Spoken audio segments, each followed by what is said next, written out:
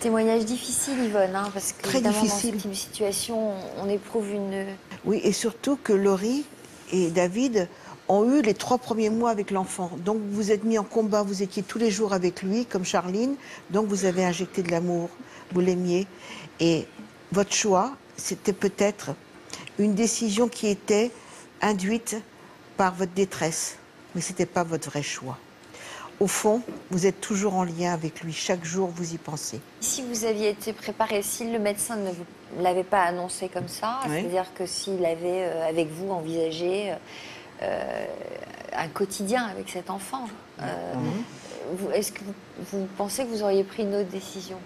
Mais on en a parlé quand même, hein. On n'a pas pris une décision comme ça juste pour le fait de la trisomie.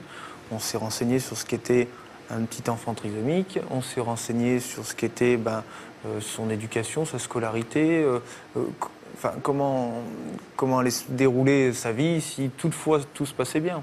Parce qu'à côté de ça, voilà, un enfant trisomique n'est pas que trisomique, il est sujet à tout un tas de maladies potentielles, etc., parce qu'ils sont un peu plus faibles, etc. Et c'est en se renseignant de toutes ces choses-là qu'on a pris aussi notre décision.